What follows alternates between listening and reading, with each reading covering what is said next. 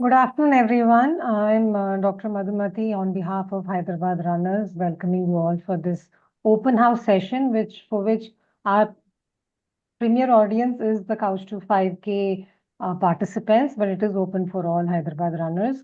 And today the open house is on nutrition and how to keep your running or physical activity or exercise consistent. And for this, today we have two very I must say, when I say senior runners, not senior by age, but they've been running for a long time, and that's why they're here to talk to you about nutrition and consistent running because they've been so consistent at it. So we have Prashant Morparia, who's also the secretary for Hyderabad Runners currently. He's a runner and athlete by passion and has been running since 2012. Okay, my math is wrong, but that's about 13 years. And he is, and okay, house rules first. I would really request everyone who's joining in on the Zoom link to please mute yourselves and so that the speakers are heard clearly by everybody. So coming back to Prashant Morparia, he has been actively running since 2012, has completed multiple half marathons and full marathons.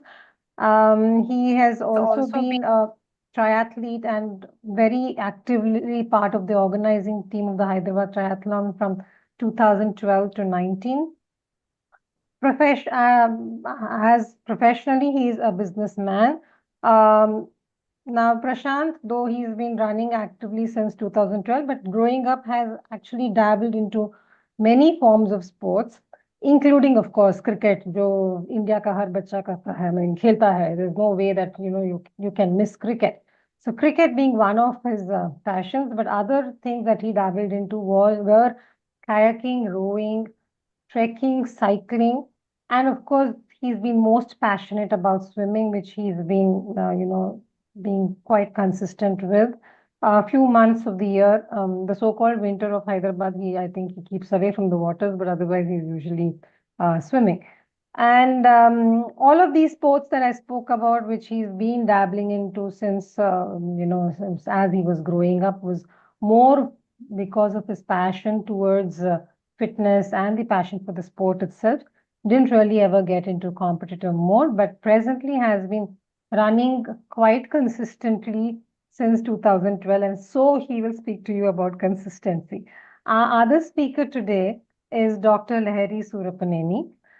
She is a globally trained nutritionist and food scientist. I really didn't know there was food scientist Lahari, but there you go. And her multidisciplinary experience in clinical nutrition, preventive healthcare, wellness, coaching, food product R&D, and has been into her academic teaching experience has been more than about 15 years. She completed her PhD in food science and nutrition from Clemson University in the USA. And she is the founder of Nutriful U. She specializes in designing custom nutrition solutions for individuals and organizations, from weight management to chronic disease support. Her personalized approach blends science with sustainable life habits. This is the best part of what I like. Sustainable lifestyle habits is what we are all here to, listen to her listen from her about. Lifestyle habits to provide long-term solutions. I'm sure many of you would have already seen her on ETV Live, Suman TV, and many other channels. But today she's here for you. And she's also a runner. She's been, I think she took up running about 10 years back, but has been very regularly running with a lot of podium finishes for the last 5 or 6 years. So I will now hand this session over to Prashant and Lahari to help us understand about how to stay consistent in the, and stay consistent in exercising and doing what's best for us, and how to weave in nutrition more towards how to make it a sustainable habit, which is for life. Over to the two of you. Thank you. Thank you, Dr. Madhu, for the nice introduction. I hope I live up to all that you have told me to be. And it's good to be in esteemed company of the Couch to 5K team, the mentors, Dr. Larry, and our own Hyd Runners team.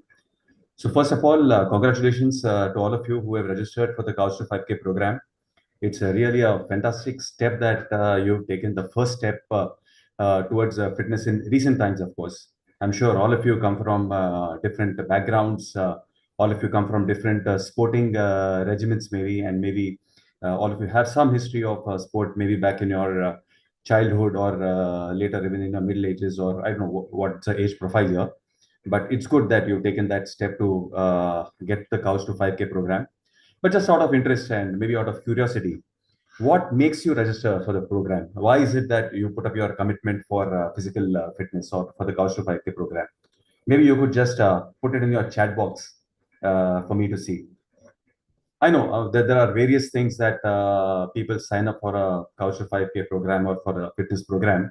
One could be to maintain fitness, to stay in shape, maybe to have better cardiac health. COVID has taught us that it's always good to be in the prime health and good to be fit and also follow a sport which can be with you even in times of your lockdowns, as they say. So yeah, fitness is one. Cardiac health is what I would have thought is another reason. One more reason which I've heard a lot of people say is it helps me. It helps my bone health. I've heard people say that running helps is my me time. It gives me time with myself. I've heard people say I go for running because it is a stress buster for me. In fact, one very interesting thing I've heard from people who say why they've taken to running is it boosts their self-image. Wow, and that's a nice reason too.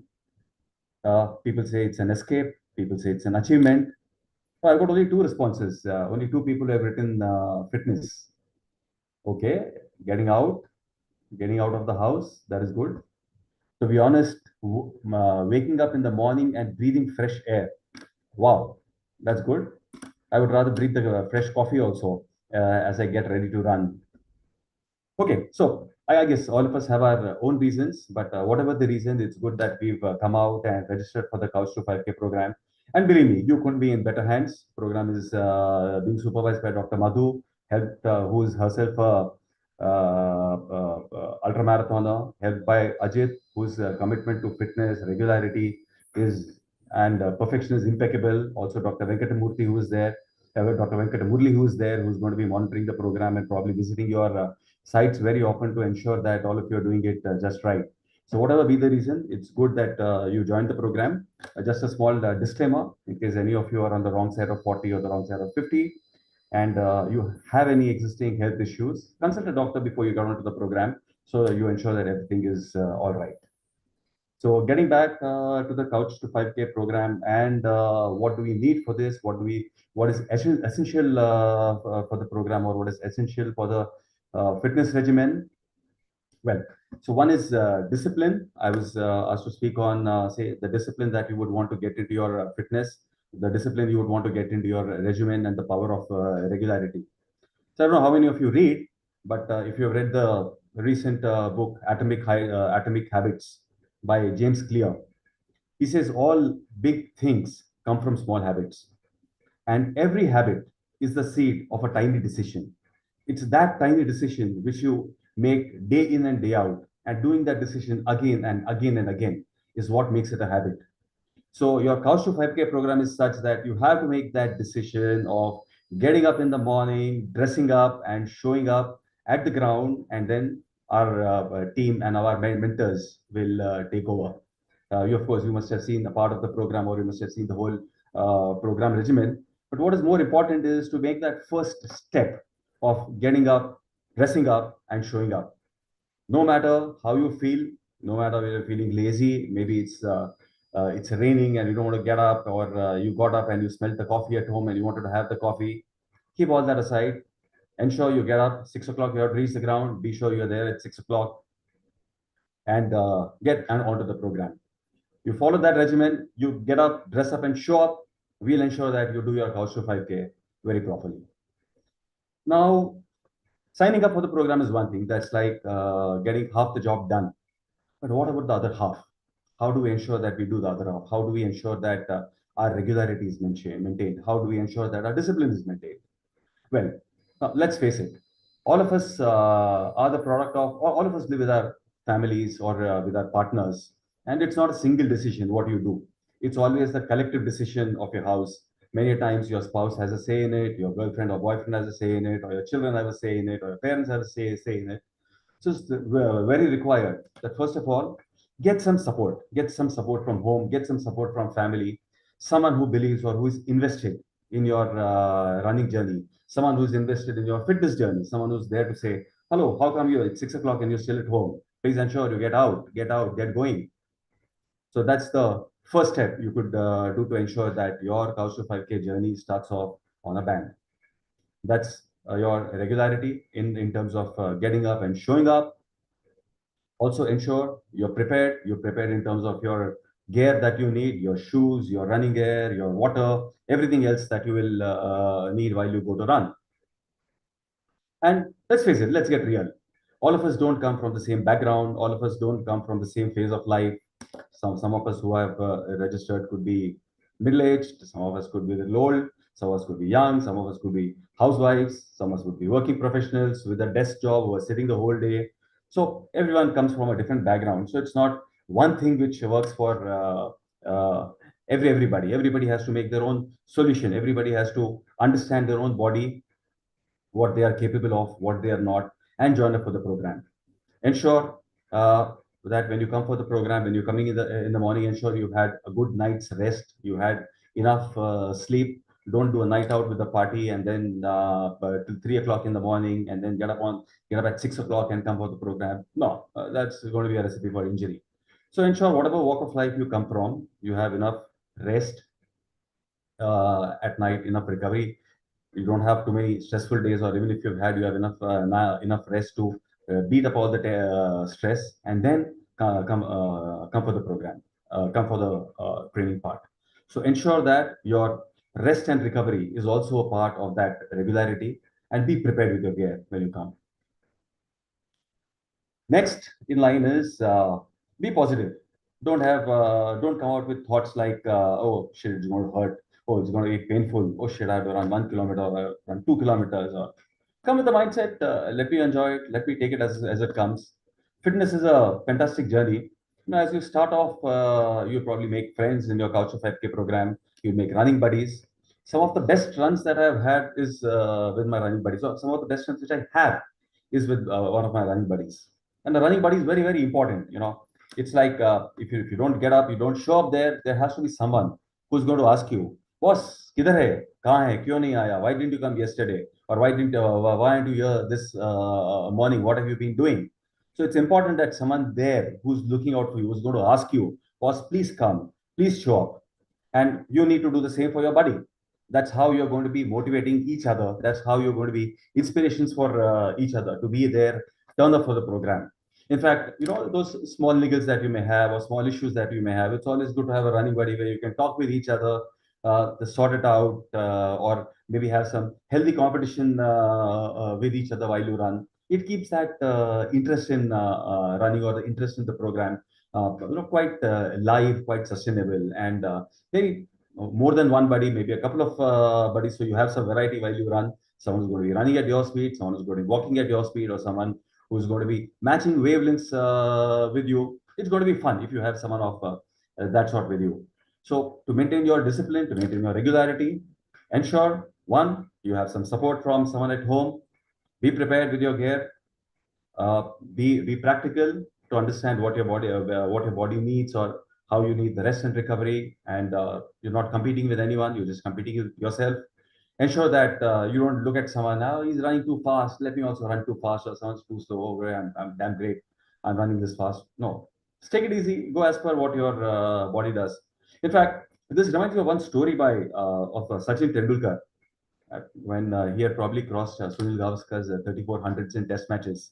One of the interviewers came to him. I think Sachin was about 32 or 33 at that time. So one of the TV interviewers came and told him that we see that these days you've been dropping a few games on and off, or your speed of runs has become a little slow. Is it that your appetite for runs has gone down? Is that the difference between a 16-year-old Tendulkar and a 33-year-old Tendulkar, that the appetite for runs has gone down?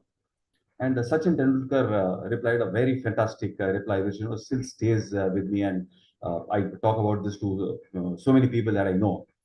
So Sachin said that I'm the same Sachin that I was when I was 16.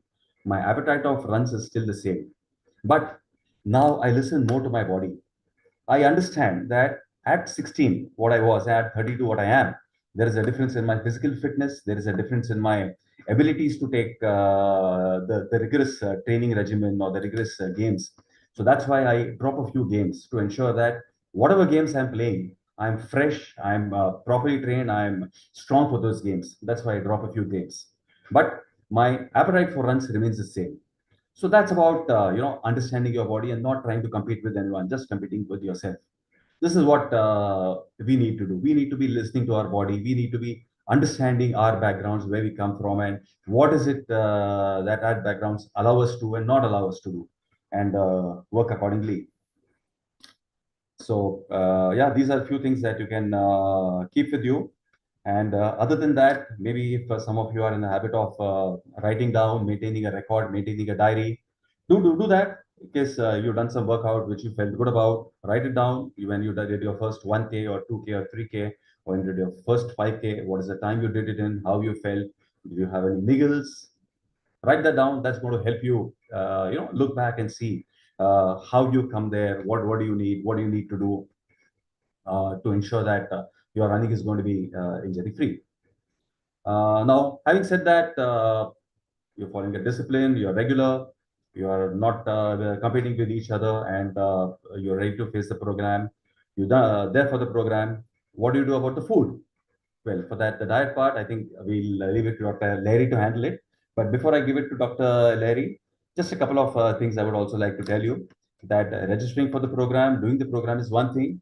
You'll get from the couch to doing a 5K soon enough in your 7 weeks or 8 weeks with a nice graduation run at the stadium. So that part will be there. But what are you going to do to ensure your physical fitness after that? You did 5K, you want to stop now, or you want to keep running 5K, or are you going to be setting your sights on running a 10K, or maybe more than that, or maybe are you going to be following some of the game? So be mindful of that. That once you've done your 5K, that's not the end of the journey. That's just the beginning of your fitness journey. A lot more probably awaits you after that. Probably you could take up, say, swimming, say, cycling, or some other any other game that you like. Maybe you could continue your running and do these games as cross training, or to help you be in shape. Or you could enroll for the programs for a 10K later on, maybe first, and then maybe a half marathon, and ensure that you take it step by step, slow and steady, so that your fitness regimen goes on unperturbed, as well as you don't fall prey to injuries, and you keep getting that those endorphins which you get from a runner's high, or the good hormones, the stress-free hormones that you get from run. You keep getting those small doses of it as you go from do your journey from your 5K and above. But remember this one mantra in mind as you enroll for this program and as you go with the program. Ensure that you get up, you dress up, and show up at the ground. You do this, and you'll ensure that your program is going to be a blast. You're going to have fun at it. All the best to you. And I'll hand it over to Dr. Lahari for now to talk about the diet part, and any questions. I think after her session, we can take it up. Over to you, Dr. Lahari. Thank you, Prashantji. So, as you rightly stated, having somebody to be accountable to as a workout buddy or running buddy definitely makes a lot of difference in pushing us to just show up. I mean, once we show up as a big group of Hyderabad runners, somebody or the other is going to carry us forward. So that's one thing that I always loved about Hyderabad runners.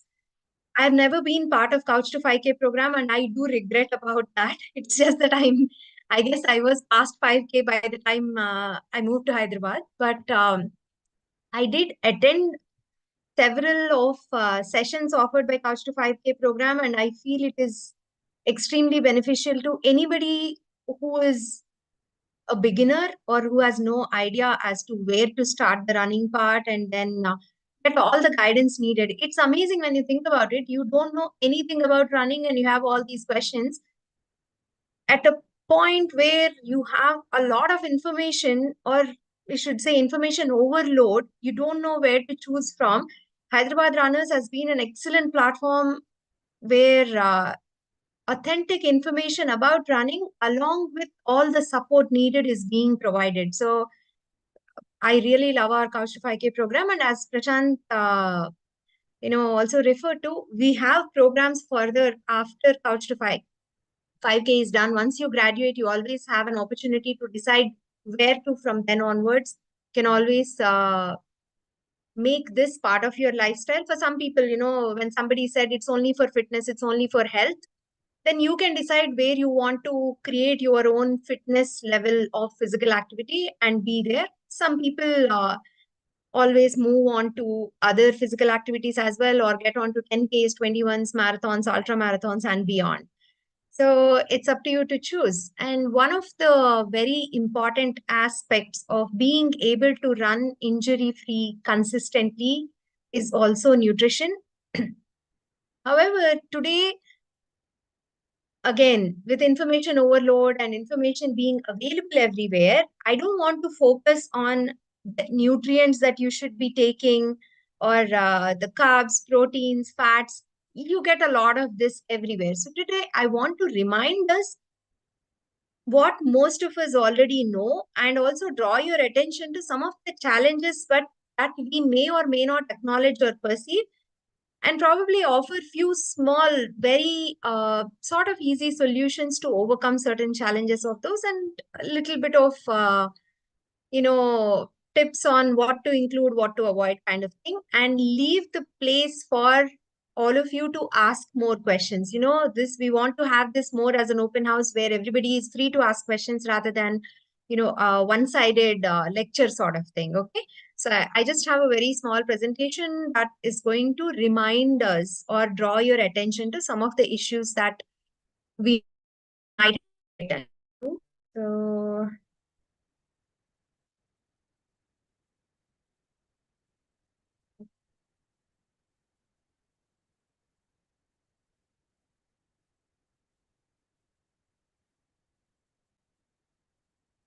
I hope my slideshow is visible. Yes, ma'am. Yes. Yeah, okay, perfect.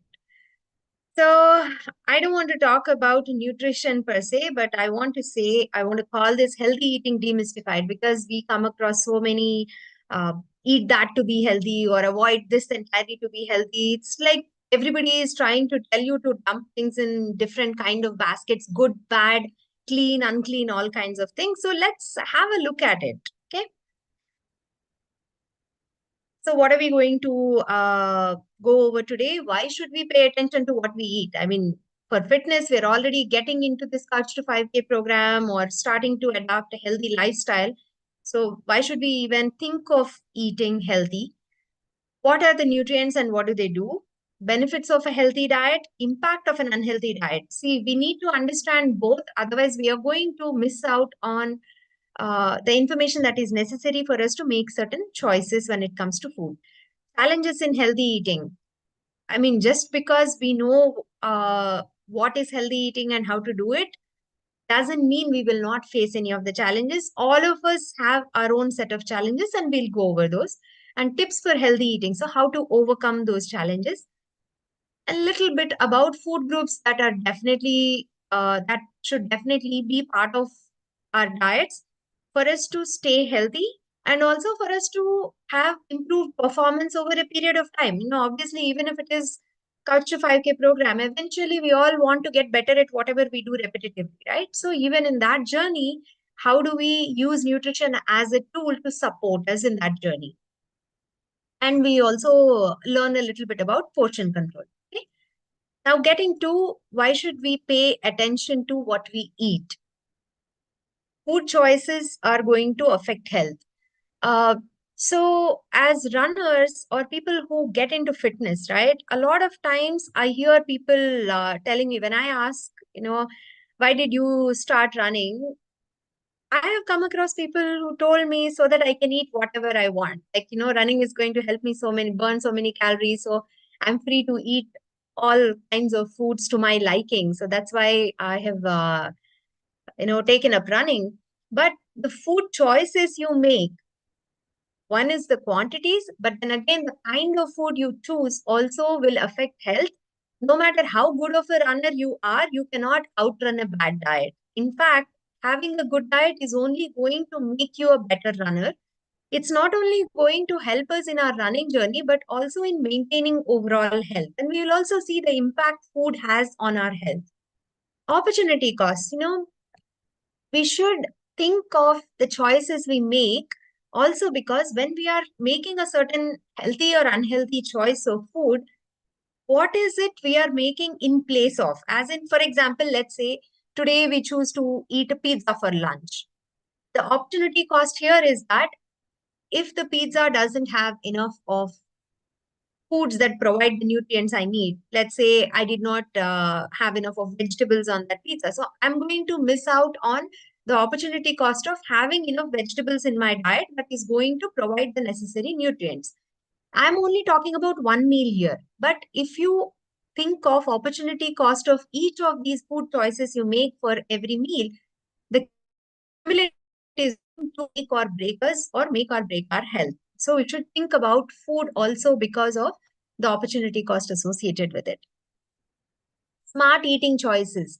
We should pay attention so that when we are provided with choices, we make the best choice out of it. Because it's not always that we get offered, you know, food to our preference or food to our liking, preference, liking personally, and also you have decided to eat a certain way, considering that is a healthy way of eating. But we may not always be presented with those choices. But when we pay attention to what is being offered, we might be able to pick the best food offered in that scenario. That is why we should pay attention to what we eat. Now, what are the nutrients and what do they do? What are nutrients? You must have heard of carbohydrates, fats, vitamins, minerals, protein, electrolytes, all these things, right? So I don't want to list out all these nutrients, but I just want to give you an overview of what are the different functions that they do in our body. No single nutrient, whether it is protein, whether it is carb, whether it is fat. As beginner runners also, you might have come across people, some of the seasoned runners also tell you, oh, you should do carb loading before going for a run. You should have a pre-workout snack, or after finishing the run within half an hour, have something with protein. We come across so many of these advices, well-intentioned advices. But what is the point of any of those? What role do any of these nutrients play in our body? Why do we need that?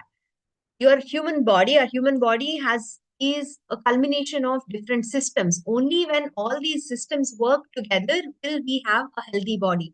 Whether it is immune system, digestive system, cardiovascular system as in not just the heart, but also the blood that goes into different parts of the body. Integumentary system as in the skin that takes care of us, that protects us from a lot of things. Respiratory system, the very important part for us as runners, like we are only as strong as our lungs are, right? If we want to run fast and run far. Endocrine system, hormonal imbalances, or having harmony in the hormones. Then you have a reproductive system, excretory system, musculoskeletal system. That is the basis for our running if we want to continue to run injury free. And the nervous system, that is going to give us feedback on how well we are doing and how our body is responding to any of the inputs we are giving. So for us to have all these systems work beautifully in conjunction with each other and provide us the best possible result, we need different kind of nutrients and a balance of those for each and every one of these tasks. So nutrients are needed for, sorry.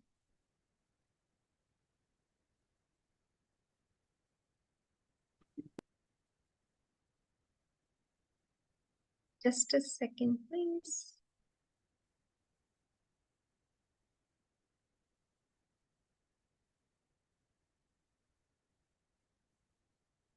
Okay, nutrients are needed to provide us with the energy that we need, not only for running, but to do our day-to-day tasks. For growth, especially in case of young children and also adolescents. Also, growth doesn't always mean growing in size. Sometimes it could just be keeping our cells healthy. See, most of our cells do get regenerated, like we shed the old cells and recycling happens. So whenever there are new cells growing, we want them to be healthy. We need enough to take care of that. For maintenance of all the systems we talked about, seamlessly so that they're all functioning very well at all times. Repair any kind of either injuries or whatever micro tears that happen to our body while we are exercising. Regulation of all kinds of functions inside the body. So nutrients are needed for all these functions. So don't look at any of the individual nutrients as doing only one function. Or you need protein only because you want to build body, or you need carbs only because you get energy from it for the run. No single nutrient does just one job. It has a multitude of things that they do. Now, what are the benefits of a healthy diet? We need to look at the benefits of a healthy diet as well as what happens if we don't eat a healthy diet. There are short-term benefits and there are long-term benefits. When we look at the short-term benefits, obviously a healthy diet is going to make us feel more energetic, improves concentration and focus on whatever that we do. It doesn't just limit us to have focus or concentration or feel energetic enough while we are running, but also translates to improved focus and concentration throughout the day in whatever work we do. It is also essential for a good night's sleep. When you eat a healthy diet, your sleep is going to be more or less addressed. A lot of times people also after a certain age or because of their lifestyle situations, a lot of people I'm coming across these days are also having sleep issues. Part of it can also be addressed through a healthy diet. Reduce stress. So diet can impact stress and stress can impact our food choices. So this is a cycle that is very important for us to understand. But when we take the step to add or start having a healthy diet, it is going to impact our ability to handle the stress as well. If not reduce the stress directly, at least it will give us an opportunity to handle the stress and make it better. Maintain mental health and well-being. It's not just about the stress, but also about mental health. If you have heard about gut health, when you eat the right kind of food and a healthy diet, it is going to impact the gut health, which in turn is going to impact our mental health as well. What are the long-term, impacts? Reduce incidence of sickness. So our immune system functions exactly the way it does, not like boosted super high or low, but exactly the way it is supposed to. So reduces incidence of sickness, improves immunity, improves health in general, and extends youth. A lot of times when I come across people talking about, why should we eat healthy? Why should we care about making the right choices or healthy choices right now? Anyway, we are all going to grow old, and in the old age, we are going to get hypertension, we are going to get diabetes, we are going to get all these old age related issues, right? Why should we bother paying attention to the health? The thing is, when we start eating healthy at the early age itself, we are not exactly just prolonging the longevity or not just prolonging how long we are going to live, but it also impacts how healthy we are going to live until that age. So when we see, we have some runners who are in their 60s and 70s doing not just 5Ks, 10Ks, but half marathons, full marathons, and ultra marathons. Where do you, if we compare with them, some of the other runners who are half their age, if somebody is being able to perform par with somebody half their age, don't you think that is the extension of youth rather than just aging? So healthy eating in the longer term is going to give us dividends that we did not even expect. Like, being able to run and scale great heights physically also. Mentally, we should be able to do that, provided we have all the, we have done all the preparation and everything. But being able to physically do that as well, way into the 70s and 80s, that's definite extension of youth, in my opinion. So please do think of all the things you can do without having to worry about diseases, without having to worry about sickness, illness, and all that. When we make the right choices right away, and at least start it right away, extends quality of lifespan as well. Now we move on to impact of an unhealthy diet. Okay, fine. We looked at what are the benefits of eating healthy. Then what are the downsides of not eating healthy? What's on the other side? Let's look at that also. We have two areas this is going to have an impact on. One is on body and another is on our mind. Again, like good diet makes you feel energetic, and not so healthy diet is going to make you feel like you are low on energy. So when I say good diet or a healthy diet or unhealthy diet, a healthy diet is something that provides all the nutrients necessary for us to get energy, and also to use some of these nutrients to provide that energy inside the body. Simple example is, you might be eating all the grains and everything very well, or grains give us carbohydrates. Simple example is, grains give us carbohydrate, carbohydrate gives us glucose, glucose gives us energy to run.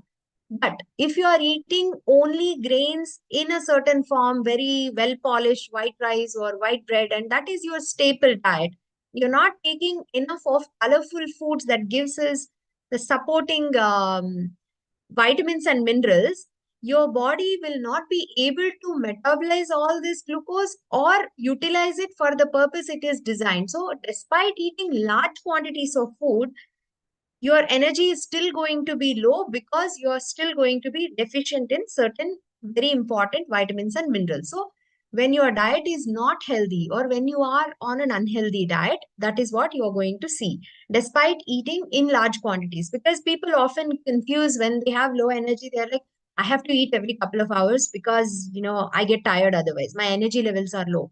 It's not necessarily just about eating often, but also we need to pause and examine what are we eating that is not fulfilling the requirement. Nutrient deficiencies, I was just mentioning, unhealthy diet is not going to fulfill all the nutrient requirements. Calorie imbalance, it could be more, it could be less. Especially, as beginners, you may not realize it right away, but once you start moving past this 5Ks, 10Ks and all that, it also becomes a little difficult to not be undernourished. So unhealthy diet doesn't just mean unhealthy choices, it also means it could be unhealthy in terms of not taking enough quantities of food that is necessary for us. Increased inflammation, again, not enough vitamins and essential minerals and antioxidants and all that, it is going to have an impact on our immune system. Frequent illnesses, obviously, on our mind, chronic stress, because our gut health, which directly gets impacted by the unhealthy diet, is going to increase the perceived stress also. Mood instability, even irritability is a part of it. You have these very high ups and downs. Often the kind of food we take, like mentally associated with. So we can all come to a point where like only a chocolate can make me feel better, only a cookie, only a dessert is going to make me feel better. So the mood instability and dependence on a specific kind of food that may not be very healthy, to make it a part of a regular diet, that is also being impacted here. I don't know why this is happening.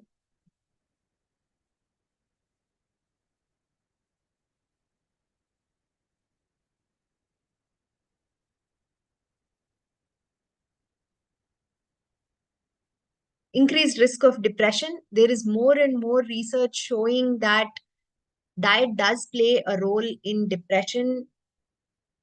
Running definitely helps improve some of the symptoms of depression. There is again enough research, to substantial amount of research to show that running has a positive impact, or for that matter, any kind of aerobic activity.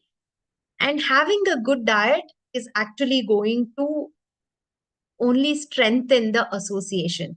Having an unhealthy diet increases the risk of depression, on the other hand, despite having all the other healthy habits of exercising on a regular basis.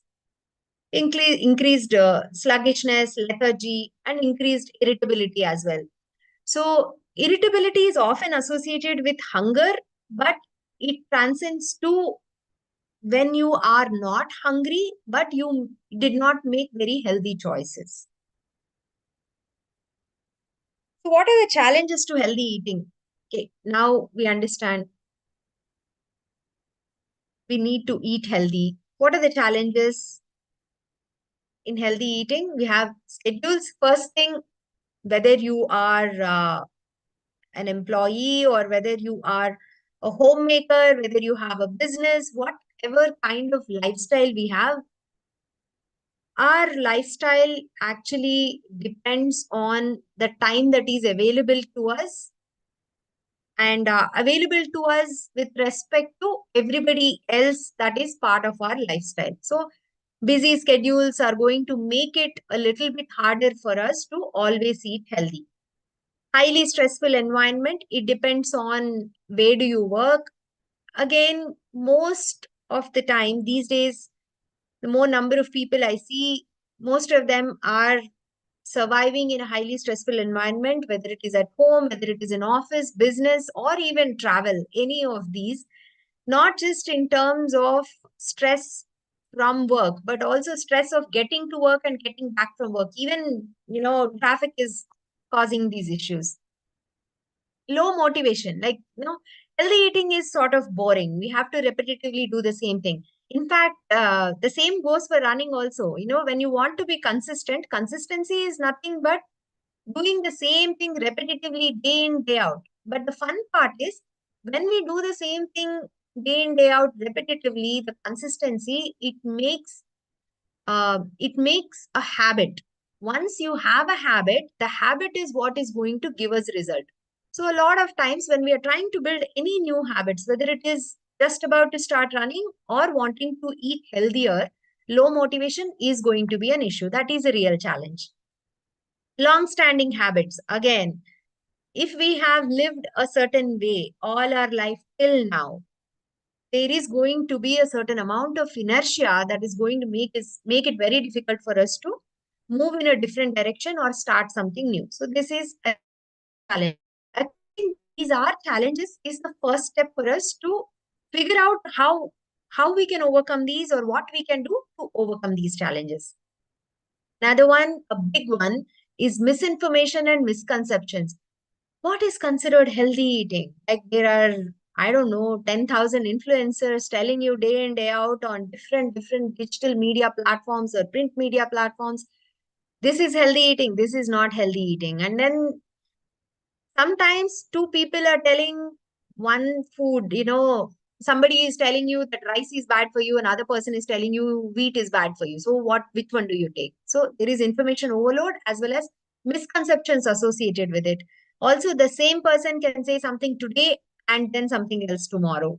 So this is a challenge as to how do we figure out what is actually true, what is actually right. Sedentary work, again, this is another issue, especially for people who have to sit in front of computer and work for the most part. But these days, most of our work is sedentary. So irrespective of which profession you are in, even in case of people who are homemakers, with the technology available to us, we really do not have as much of movement as we should on a daily basis. So this is another challenge we can look at. The biggest one I find is peer pressure. When it comes to healthy eating, none of us are ever eating by ourselves, right? It's always a social thing. Eating is a social thing or a community thing. In fact, from birth till the end, everything is intertwined with food. So we celebrate when somebody's birthday, a new birth happens in the family, we celebrate with food. And when we lose somebody, there is, mourning, and food plays a crucial role in mourning. So when something is so, such a huge part of our entire lifestyle, social influences play a huge role in the kind of eating habits we have. Peer pressure, as in, it doesn't just have to be from the family, but also when it comes to running, right? We start running with somebody that is, that already has healthy eating habits. When you run with them, you kind of learn a little bit and you want to tweak your habits a little bit. But then you run with a group of people, or you hang out more with a group of people who consistently are making unhealthy choices. Even if you want to make healthy choices, you kind of have that hesitation. You miss out on the opportunity to make a healthy choice just because of the peer pressure and, the kind of group you hang out with. One of the things that comes to my mind is, you order biryani every single day. Nobody is going to ask you. You go to a big restaurant and probably twice or three times a week. Whenever you go there, you just order biryani, or you just order French fries and a burger or something like that. Nobody is going to ask you, oh, why are you eating that? Oh, why are you eating that again? But just try ordering something healthier. Say, give me some dal and roti, or some sorted vegetables, steamed vegetables, or any of those things, or even a salad for that matter. Everybody in that group is going to question, oh, are you on a diet? Now you don't want to eat? It's okay. You can eat healthy when you're at home. You don't have to eat healthy here. So we hear all these narratives, right? Nobody questions our unhealthy choices, but pretty much everybody questions our healthy choices if it is not being made by somebody else also in the group. So always be very careful about the group that you are eating with, because that determines our healthy at the longer term.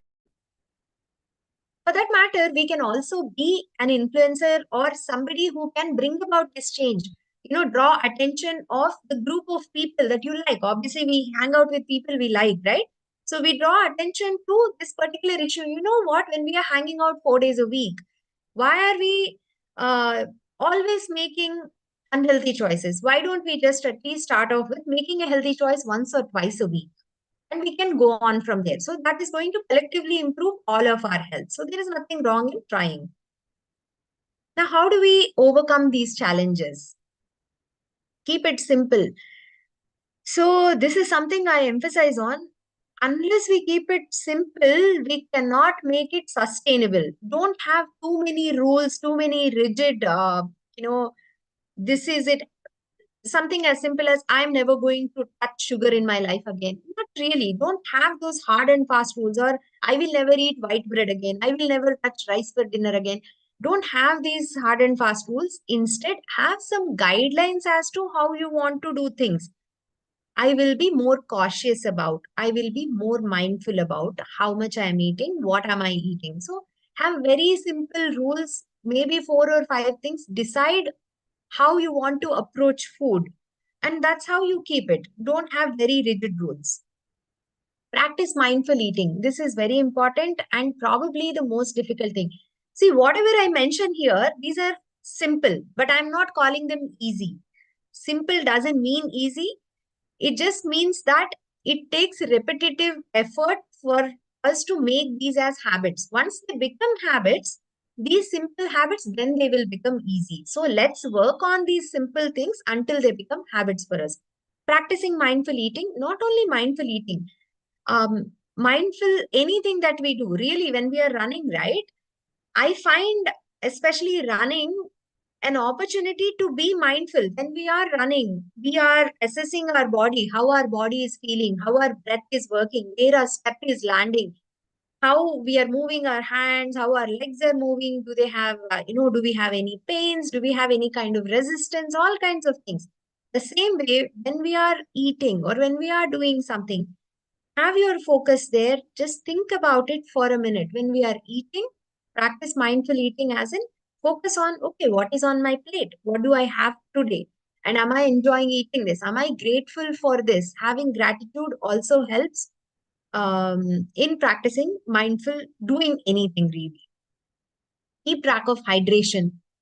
A lot of times, water is the solution really. Like whether it is with respect to sweating, electrolyte loss, or even hunger pangs, cravings, you name it, a lot of times good hydration is a solution. So always keep a bottle of water in your line of sight. Whenever you lay eyes on it, take a few sips. This is simple and easy too. So some of these simple tips are easy to follow as well. So start thinking about how you can incorporate these in your life.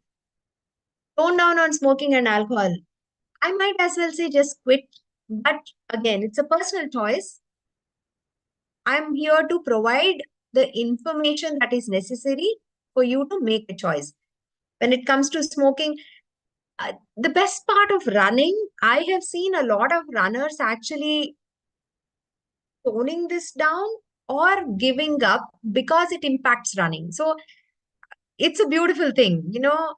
You want to get better at something, you have to make some sacrifices, even if it has been a long standing habit. Some people actually take up running so that it of motivation to quit smoking, because once they stop smoking, they see dramatic improvement in how their lungs work, and how well they're being able to perform and everything. So this is a part of what happens inside the body as well. So take it easy a little bit on smoking. If possible, please quit. And same thing goes with alcohol. At least work on it, or have the thought in your mind.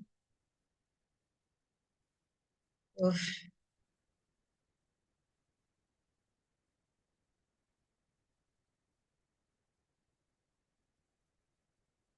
Get timely health checkups.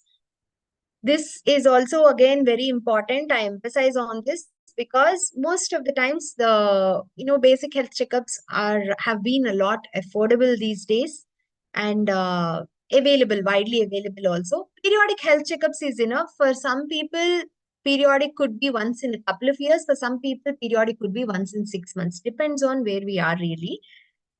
You can just talk to your doctor and decide. A lot of times I hear resistance about these things because people are worried about what they are going to find out in the health checkup. Like, I speak with somebody, their diabetes is through the roof. I ask them, like, why didn't you get checked up? You are 60 now. Why didn't you get checked up in like 2 years ago, 3 years ago and all?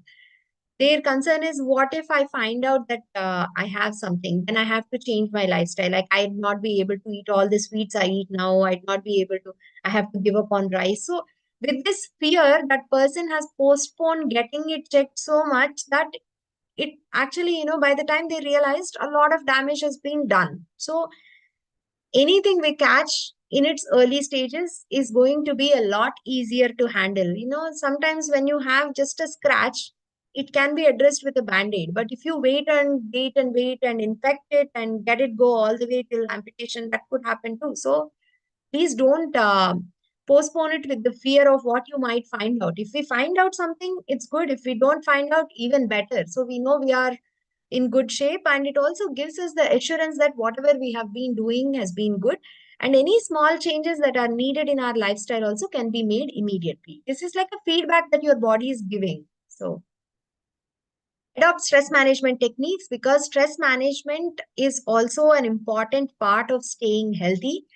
So if you don't know what stress management techniques are, again, we have a lot of information. We have professionals available to talk to them and get an understanding of what are the stressors and what works best for you. For some people, meditation might work. For some people, running is meditation and that helps too. For some people, it could be swimming. For some, it could be having a hobby. For some, it could just be hanging out with people. Find out what helps you overcome your stress management, and then overcome your stressors and figure out your stress management technique.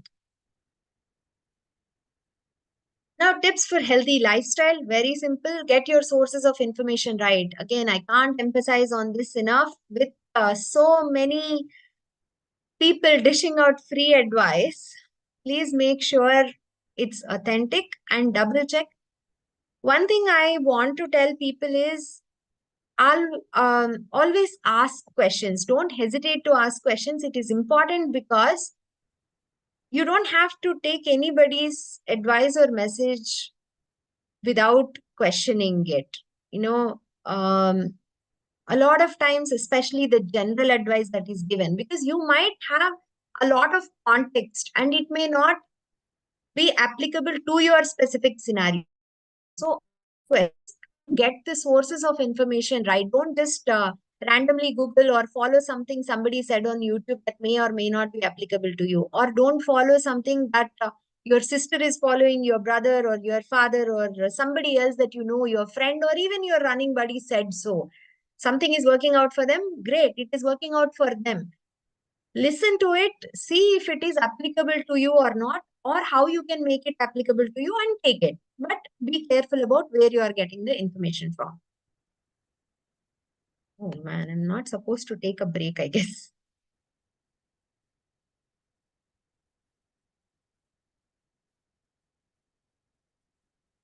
Moderation is the key, whether it is about food or whether it is about exercise or running. Don't overdo anything. Moderation is the key, is one of the simplest things to know, but most difficult things to actually follow. Seek help. There is nothing wrong in asking for help, whether it is about you facing any challenges while running or whether it is you facing any challenges about making a healthy lifestyle or making healthy food choices or any of those things. We do have a lot of these resources. In fact, as part of Couch to 5K, we are conducting this online, but there are times when I actually go to different locations of Couch to 5Ks also and talk to people there. And again, like talk to everybody around you and find out what are the resources that you need to help yourself. Seek help. Make smart choices. Once you define what is smart for you, because all of the challenges that we face are all unique. Everybody has a different set of challenges. For somebody time could be an issue, for somebody resources could be an issue, so somebody's solution may not apply to you. So make smart choices based on what your challenges are and what the resources that are available to you. Be physically active, and I'm not talking about just running. Running is just the beginning. I believe the first 2 hours of waking up is the best time that we have under our control. From then onwards, our life doesn't belong entirely to us. Like the time belongs to everybody else around us, whether it is our manager, our boss, or whoever is reporting to us, whether it is family, anything, right? So that first 1 hour of your day, you're being physically active is great, but that shouldn't give you the false sense of security for rest of the day that it's okay to be sedentary. Every time you get an opportunity, try not to sit for more than 90 minutes at a stretch if you can help it. If you have a meeting and you have to sit through the 2 hours of meeting, that's fine. But otherwise, if you have an opportunity, every 90 minutes, this is an arbitrary number. There is no research behind it. I found it helpful. And a lot of my clients also feel that this is practical enough for them to apply in their lifestyle. So I'm just offering this to you. Every 90 minutes, get up and do something for 90 seconds. 90 seconds and not more. Just walk around for 90 seconds. Another way to do this is drink water. Keep drinking water every time you look at it. Few sips, not exactly like filling your stomach kind of thing. So invariably, you'll have to get up and use the washroom every 90 minutes, if not every couple of hours, right? So that also helps. Being physically active should not be limited to just being active for a certain point of time in the day, but also throughout the day, have some level of movement. Get enough rest. I cannot emphasize on this enough. Rest is necessary for our recovery, but also rest plays a key role in aging, absorption of nutrients, keeping our digestive system healthy, taking care of our mental health. For all these things, rest is necessary. The reason why I'm emphasizing on this is because I know in our busy lifestyle, one of the stress management techniques a lot of people start using is to have the screen. This is also called, revenge procrastination of bedtime. So, because throughout the day, you don't feel like you have enough time to do anything for yourself, in the night, you just hang on to that screen and then you watch something on the OTT or just keep scrolling through the reels or shorts or whatever it is that your favorite form of using the screen really. But I feel one of the things that us runners have an advantage is that of because we know we have to get up early and run, we have that motivation to at least like cut off and get enough of sleep, because we will see impact of not having enough sleep on the run directly the next day. Okay? So take care of your rest as well. Now, the last couple of slides, 5 food groups. I only want you to focus on making sure that you get at least a little bit from these 5 food groups, not just at least a little bit. I have also given like the portion sizes also. So make sure everybody in your family gets these 5 food groups in your diet on a daily basis. Nuts, seeds, and dry fruits in small portions. Everybody's portion is individualized. A fistful, a closed fistful is your personalized portion, nuts and seeds together, and probably a few dry fruits, like dry fruit as in dried fruit, a couple of dates, or 5 to 10 raisins, or a couple of dried figs like anjeer, or a couple of apricots. A small portion of this and a fistful of nuts and seeds. Make sure you have these in your diet. Milk and meat products, if you are somebody who eats meat products, otherwise it's fine. Dairy products in the form of milk, milk, curd, Greek yogurt, low fat paneer, any of these things. And if you are somebody who can include eggs, please do include eggs also on a daily basis.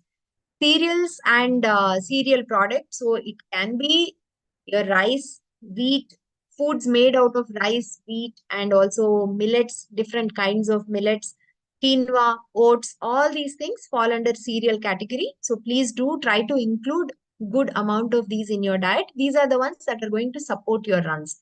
The nuts, seeds, and dry fruits, and milk products and meat products, they're going to provide the additional cushioning, but you directly derive energy from the cereal products for your runs. Pulses and legumes, again, these are usually shown as vegetarian sources of protein. That part is partly true, but they also have other amazing nutrients that are necessary and work in conjunction with the cereals to provide us with a lot of benefits. And they are one of the very important foods that we should have for our gut health. So finally, fruits and vegetables. Again, the more colorful your plate is overall, the better our health is going to be. Now we are going to look at the typical plate or a portion size plate. Then I think you will get a better understanding.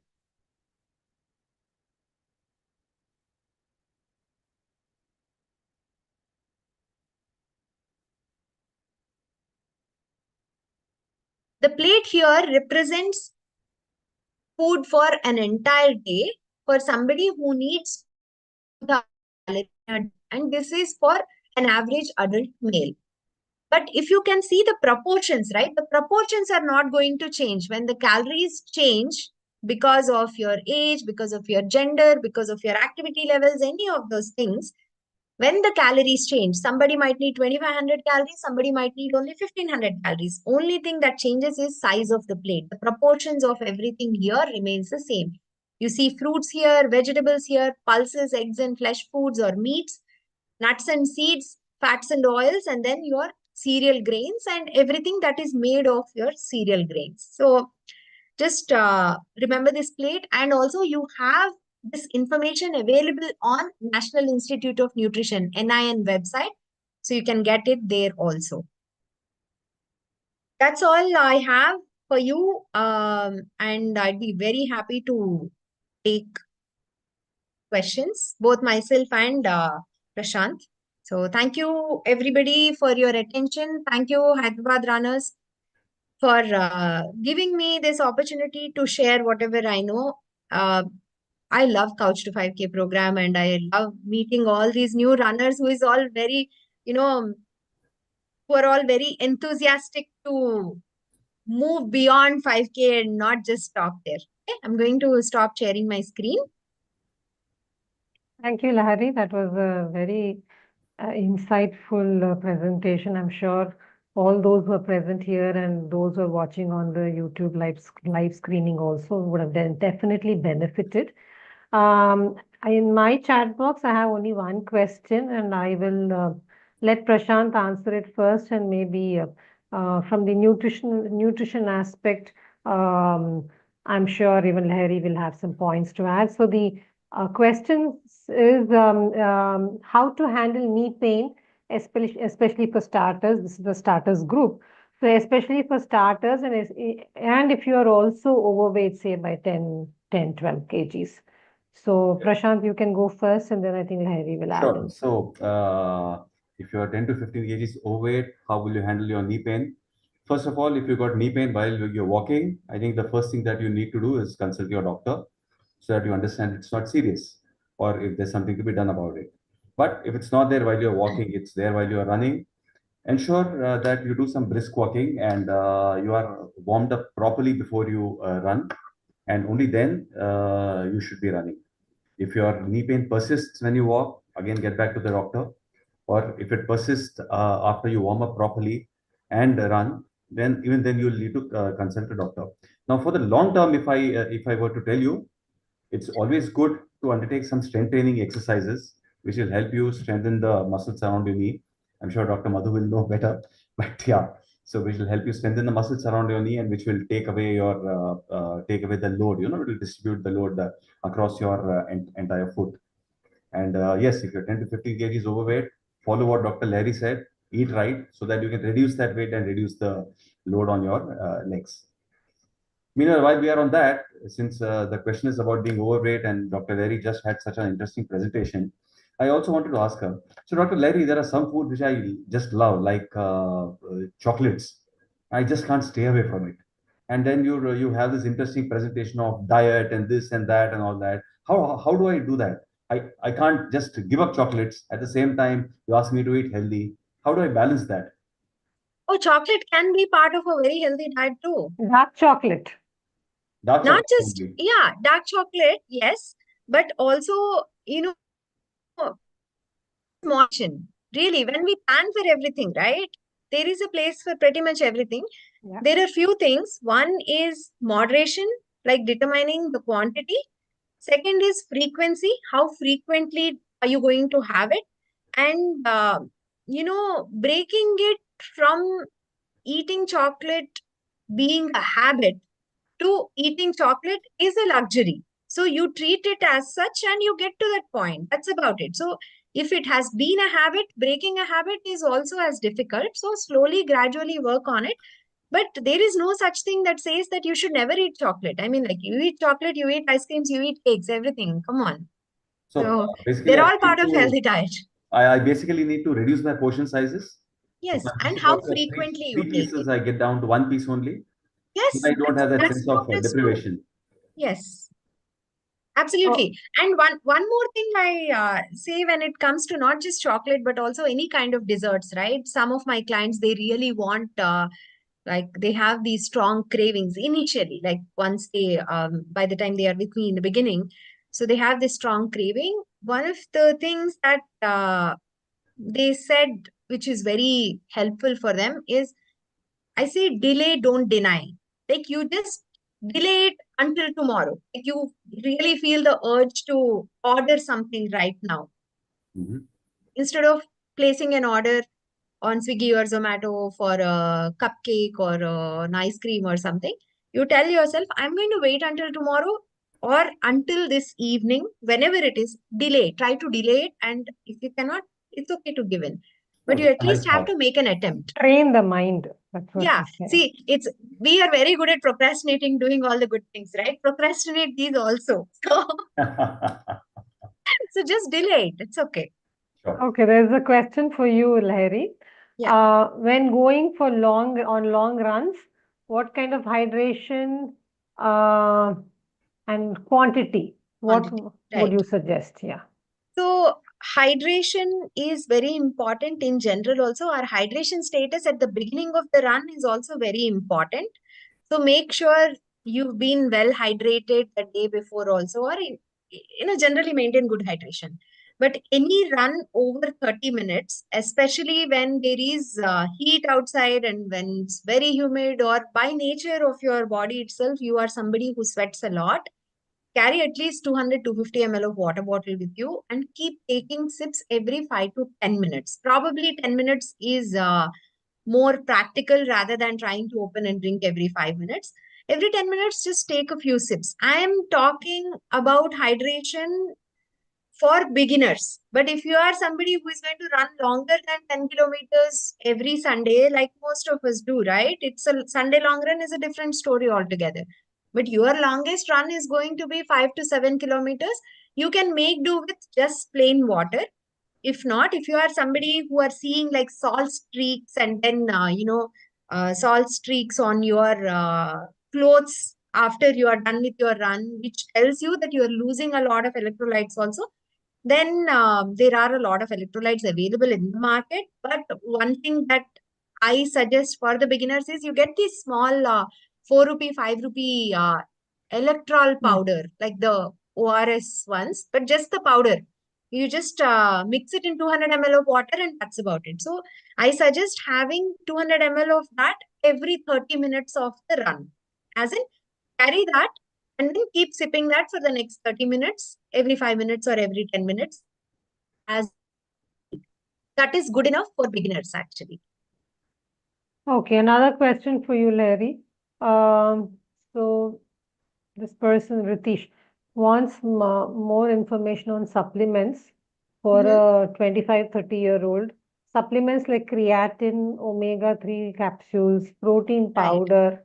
Also, if someone is aiming at weight loss and to maintain lean muscle. So to maintain lean muscle, also looking at weight loss, what is your take on supplements, especially creatine, protein, whey protein, all of that? Right.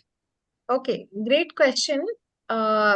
So weight loss, for weight loss, what do you do for weight loss is essentially burn more calories than what you are taking. That is the crux of it. But how do you do this is what decides whether you are losing more of muscle or more of fat, or how do you balance it out. Definitely having adequate amount of protein in the diet is essential for you to maintain the lean muscle and not lose the lean muscle. So you have to have enough of protein in your diet. So when your diet is balanced, as in when you have adequate protein sources in your diet, whether you are a vegetarian or a non-vegetarian, there are various dietary sources available available in our regular diet itself. If you feel like your diet is not able to provide you with that adequate amount of protein, then you can look to your whey protein powders or plant-based protein supplements. But otherwise, supplement should be taken only when your diet cannot meet the requirements. So first priority should be making sure you are getting all the protein required through the diet only. But if because of circumstances, for whatever reason, again, this is very context based. There cannot be a generalized advice on this. But my suggestion would be look to the diet to balance out and get the sources from food itself. And on top of it, if there is a need, you can always choose a safe protein, whey protein source and add. That is about the protein part of it. Now, when it comes to creatine supplement, right? Creatine supplementation, from as far as I know, has been shown to have multiple benefits in various age groups for various purposes, to show maximum benefit in case of people who are trying to build some muscle doing the necessary strength training program. So unless you are doing strength training, I can't say for sure that you will have a lot of benefit from using creatine supplement. If you are somebody who is regularly doing strength training and trying to build some muscle, it might be of some help, provided you are doing everything else right. Supplements are like, having cap on your head or a hat on your head. You have to dress yourself completely first to think of the hat. You cannot just wear a hat and consider I'm all dressed. So make sure you take care of your diet first and make sure you get creatine. Again, can be produced inside the body also. So if your diet is healthy enough, you have enough of complete protein in your diet, and then you are getting all the good sources, you're getting all the antioxidant rich food and everything, then adding creatine to it makes sense. When all that is not being met, even if you add creatine, you will not see any improvement. And then specifically about omega-3 supplements, omega-3 also is can be obtained through diet, really. Specific omega-3s that show a lot of impact, this EPA and DHA in a specific quantity. Again, studies show that you need to take at least 1000 to 1200 milligrams EPA plus DHA combined. So unless your supplement is providing that much, it really is not going to make too much of a difference. So I would suggest include more omega-3 rich foods in your diet to start off with. You can add flaxseed powder to whatever, if you are somebody who eats roti on a daily basis. So a few teaspoons of flaxseed powder can be added to the roti dough itself. So the entire family also gets benefit of it. And also walnuts is also a decent source of omega-3 fats. So if you are a vegetarian, if you are a non-vegetarian, including some fatty fish in your diet periodically, maybe once or twice a week, is also going to help. On top of all this, there is no harm in adding omega-3s, but you will not see great benefits without taking care of the whole balanced diet part first. Supplements should be treated as something that fills in the gap, but that cannot weave the whole cloth. Supplements should be treated as supplements. Exactly. It's supplementary. Yeah. Okay, here's another question. I think both of you can take this. Would there be any muscle loss that would increase by running versus not running? And should that mean that there should be any changes made in protein intake? The first part of the question is, will there be muscle loss if you're running? So shall I take that? And Dr. Yeah, please go answer the ahead. Yeah, protein part? yeah, yes. So Please yeah, go so ahead. while if you are running, will there be muscle loss? Now, presently, if I'm addressing a audience of couch to 5K, definitely there's not going to be any muscle loss by running. By not running, you're definitely not using certain muscles, or you're going to be inactive. So due to age, whatever running muscle loss is going to be coming, that's going to come anyways. If you are a long distance runner, 10 kilometers and beyond, then the answer would be different. But for 5K, definitely there's not going to be any muscle loss by running. In fact, it's only going to strengthen your muscles and improve your muscle to fat ratio, if I may say so. And regarding the protein intake change, yeah, Dr. Lahari. So, thank you, Prashant. You are absolutely right in saying that it will only strengthen, and especially when somebody is doing couch to 5K, it's not that they are running 5K every single day. You probably will be running a 5K or an overall weekly mileage of about 5 to 8K, right? Or a little more, like 5 to 10K probably. So, it's only going to strengthen. And regarding protein needs, the need doesn't go up of just protein. You know, if you are somebody who is at a normal weight, you know, at a healthy weight for your height and age, your overall calorie needs might go up because you have added an extra physical activity. As part of that calorie intake, you should add some more protein. That's about it. But you don't need to change your protein intake alone. But if you are somebody who are a little overweight, you want to, if you are losing weight and you don't want to lose the muscle mass, making sure that you are taking adequate protein that is necessary for you is good enough. If you haven't been taking enough protein till now adding, you know, changes in protein intake is definitely necessary. But whether you are a runner or not, if you're not taking adequate protein, change in protein intake is necessary for all of us at some point. Correct. So here's the next question. I'm a 38-year-old. I've just started running. Whenever I run, I feel a lot more hungry, eat more, and I eat more than what I usually eat on that specific day. Whereas if I'm just walking, then my intake is much under control. So is there any specific issue that I need to address? So he feels that he is feeling more hungry the days he runs. Whereas if he's walking, his intake is lesser. So is there something he's missing or something he should do better, or different type of food groups that you would recommend?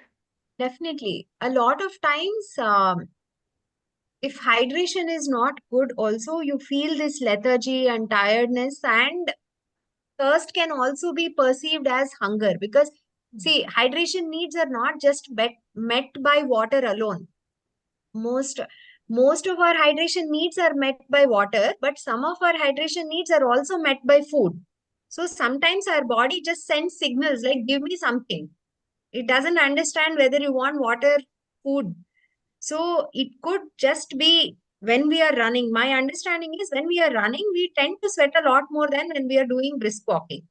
So you probably are losing a lot of water. If you are also somebody who sweats a lot, you probably are losing salts also. That could also have this impact. My suggestion would be try the electrolyte, try the electrol powder mixed in water. in the proportions that is mentioned on the package. You can start with that. You can also include a pre-run snack and a post-run snack so that you don't feel this ravenous hunger as soon as you are done and then you eat a lot of food. That is also helpful. So a good pre-run snack would be a small banana or half an apple or a couple of dates, something that is going to support you during your 30-40 minutes run. And after that, hydrate yourself first. Post-run, focus a little more on hydration, eating something that is going to hydrate you as well rather than just choosing the breakfast right away. You can eat a piece of watermelon or probably papaya or something like water-rich fruits are going to quench your thirst as well as reduce the hunger a little bit. This is just for around the running part, but otherwise also increasing. If you have not been eating enough of fruits and vegetables in a day, try to increase the fruit and vegetable content as well as examine how much of protein rich foods you are taking in your diet. As I said, make sure you're including all five food groups that are being mentioned. Your plate should be full of, if you put your entire day's meal together on one plate, 50% of that should be fruits and vegetables. So please recollect whether that is happening or not. At the same time, try to include some hydration foods like buttermilk and not coconut water every day, but occasionally coconut water maybe once or twice a week. Also including lentils and beans like boiled beans like chana, chole, rajma, or even tur dal, moong dal, whole moong. At least one of these things in at least one or two meals every day. You can include these also in your food. And if you are somebody who eats egg, make sure you're eating say 6 to 10 eggs in a whole week. So you can balance it out. Some days you can eat one and some days you can eat two. So having a good quantity, adequate quantity of both protein and fiber rich foods is going to help control the appetite as well. Again, this needs to be personalized. So you can start off with trying this pre-workout and post-workout snack as well, along with the changes that you make.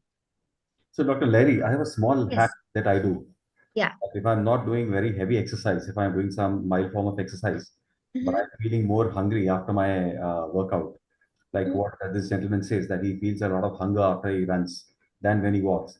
So I try to keep all my other portion sizes same. The increased hunger that I have, I try to satisfy it with fruits and salads. So I Very don't good. change my entire Excellent. diet. The Excellent. extra hunger You're I feel. eating your water. Yeah. Excellent. So that helps me keep that balance. Yeah. Okay, we've come down to the next question about heart rate. So, is there any heart rate limit that needs to be added to while running? Is there a formula, especially considering age? So, yeah, I'm both not of sure you can whether answer we are this. speaking to a Kouch to 5K audience because the question Yeah, is getting more and more technical. Like, it yeah, seems to me that there are some long distance runners in here. yeah, maybe, So, but then, yeah, I yeah, mean, but definitely these are all pertinent questions. These are all questions which all of us will have in our minds. Some of us are yes, afraid to ask, but I'm happy that someone has asked this. So first thing, if you are running a 5K, where I've seen the Couch to 5K module, where you are running 1 or 2 kilometers, or you're running about 5 minutes run and 1 minute walk, that kind, then I'm sure your heart rate is not going to go beyond the roof, and it's all fine. But if you want a technical answer to this, the maximum heart rate that you should be reaching and should not be exceeding as far as possible is 220 minus your age. So if you are a 40-year-old, so 220 minus age, your age, that is 40, is 180. Less than 180 is what your maximum heart rate should be going to. Beyond that would probably not be a healthy option. And to go a little more technical, also you need to check your resting heart rate limit, which is maybe when the heart rate that is there when you get up in the morning, say it is 60 or it is 70, and your ideal workout should be at your maximum heart rate minus your resting heart rate, 60% of that. So let's say your resting heart rate is 60 and your maximum heart rate, which as we calculated is 180. 180 minus 60 is 120. 40% of 120 is 48, 50. So 60 plus 50, around 110 is your ideal workout heart rate, heart rate. But 180 minus 120 minus your age does the 220 minus heart rate. age. 220 minus age. I'm sorry. Yeah. Yeah.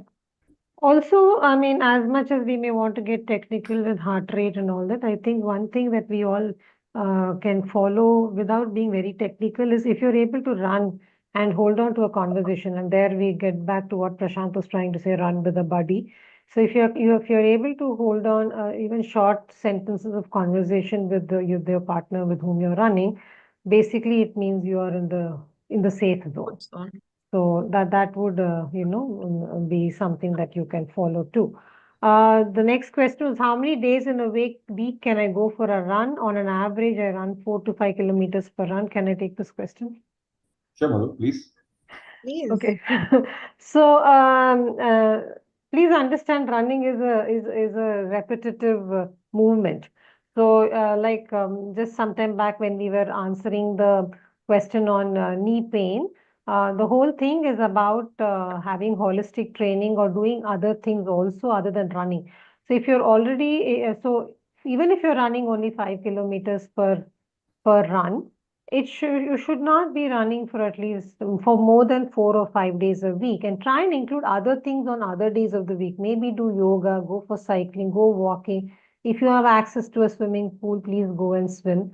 And very, very important, at least 2 days of your week should be strength training, strength and conditioning, because that is what will help you become like Prashant, where he's been running since 2012, and he's still running full marathons and doing all of that. So put it in a nutshell, 4 to 5 days a week you could run, but also include other activities and other forms of exercise, especially strength training and cross training. What do we mean by cross training? Basically what we are trying to do is we are also trying to use other large muscles or other muscle groups, because running then becomes a repetitive form of motion, and that is why the repetitive motion will then cause injury. So we don't want to do that. So you try to mix it up with other forms of cardiovascular activity like cycling or swimming, or even walking is good enough. Hiking, again, very good. So I think that answers. And the just to add question. to what Dr. Madhu said, if you're running 4 to 5 kilometers, whatever, 3, 4 days a week, just ensure you do proper warm up and proper cool down, and you stretch after the run. So before the run, warm up and some dynamic stretches, and after the run, some proper stretches, at least 15 minutes of proper stretches, so that recovery helps you and keeps you fresh next day when you come to run. Without those stretches, it's always a chance that you may fall prey to injury. Yeah. So are we done with all the questions? Does anyone have anything So else? I have one question for Dr. Lahari. Yes, She please. spoke of food, and she spoke of these healthy meals and all that. I just wanted to give her that 1 or 2 hacks to make your regular Indian meals interesting. Roz ka dal, chawal, roti. How do I make that interesting hack which will keep my meal tasty also, and which will keep my meal healthy also? So usage of herbs and spices is highly encouraged actually. Add all the masalas you want. Masalas were never a problem, and adding spices is never an issue. It's only about having a lot of oil, like unnecessary visible oil. Don't have visible oil on your food. Whatever oil is needed to cook the food, absolutely healthy, and use all the spices. That is one. And second is, you can have, say, the same dal cooked in combination with different kinds of vegetables, or sometimes it can be made into soups also. It doesn't have to be. You can make a chila also. Yeah, you can make a chila also. You don't have to have like rice, dal, vegetable curry, curd, and salad. It This doesn't is have the to be the format that we typical see. thali. As Doesn't long have. as the macronutrients are there in any form, is okay. Absolutely. So you can have, say, some boiled chana on the side, and you can make nice pasta with all the vegetables and this tomato pasta sauce. And if you are a meat eater, you can add a little bit of chicken also in it, and then that's there. And this boiled chana you can have as a snack at a different meal. So as long as you are getting food made with those ingredients, it doesn't have to be monotonous. That is one. And second is, go crazy with the spices. Absolutely fine. Please do include spices. Thank you. Last question for Lahari. Vegetarian Indian diet. Mhm. I mean, protein, the last I did my reading was 0.8 to 1 gram per kg Requirement, body yes. weight. Yes. If you're a moderately active person. Yes. So basic Indian vegetarian diet. Are we good with our protein content, or do you think it does lack here and there, and then these protein supplements need to come in somewhere? What's So your general take on it? Yeah. we have an opportunity to get all that from the diet. Yes. Right. Even regular vegetarians, vegetarian Indian diet, you can get it mostly from food itself. When food choices. See, food is not just about what is the right food, right? A lot of times it boils down to what are our preferences. Simple example, if you can include, say, these soya nuggets or meal maker or Yes. tofu as Yeah. part of your diet at least 2 to 3 days a week, that will nicely add good quality of protein to your diet. But not a lot of people are fond of these things. So when there is a question of preference is when we might have to find alternatives in the form of supplements. So it depends on whether you can have that food or not. That is point one. And point two is repetitively, again, it comes back to consistency. Like how repetitively can you eat the same food? Some people eating egg for breakfast as part of breakfast every day is not very difficult. They can have it as boiled egg, scrambled egg, omelette, or in any other form. But for vegetarians, it becomes a little difficult. Or some people don't want to have egg every day. Then again, we have to look for another protein source. The same way, irrespective of whether their choice is available or not, because there are plenty of choices available. So we have to look at other factors that are limiting to us. Why are we unable to meet the requirement? And based on that, we have to come up with solution. But definitely choices are available to provide not just 0.8, but 1 gram per kilogram of body weight for regular maintenance. Thank you, Lahari. I think we've had a lovely session with both Prashant and Lahari, and I'm really so happy that this has been an interactive session, and that is what I think has really made the session so good. So to just sum it up about what Prashant and Lahari were saying was, Prashant, I think, basically said just show up, try and have a buddy around so that you are accountable to your buddy is accountable to you. That way, exercising in a group will help. And that is how Kouch to 5K as a group activity is bringing you all together. And we are hoping that these, bonds will last or the friendships will last. And basically what we're trying to say is if you work out as a group, then it does help in consistency. And like they said just some time back, consistency would mean that then you end up forming a good habit. And with respect to exercise, when we are exercising regularly, then we know that we are trying to push away our risks towards non-communicable disease or, hypertension, diabetes, obesity, all of that. Larry, of course, said very clearly that just because we've gotten onto the Kouch to 5K program or any of these training programs, we don't get a free pass to, eat what you want. But moderation is the mantra. And hence, moderation not just in eating healthy, or also eating unhealthy, little lesser than moderation. Moderation also in exercising. We also don't want you to step up too fast. Again, that is a recipe to injury. So moderation is the mantra in most things that we speak about.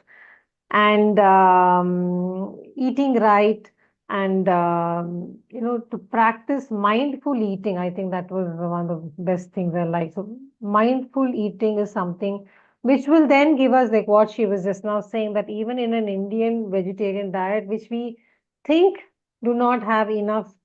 We think, an Indian vegetarian diet or an Indian diet as such is more carbs and not so much protein. But if you think and plan it right and eat mindfully, then that protein will also come in through the diet. And that way, then we can maybe not depend so much on supplements.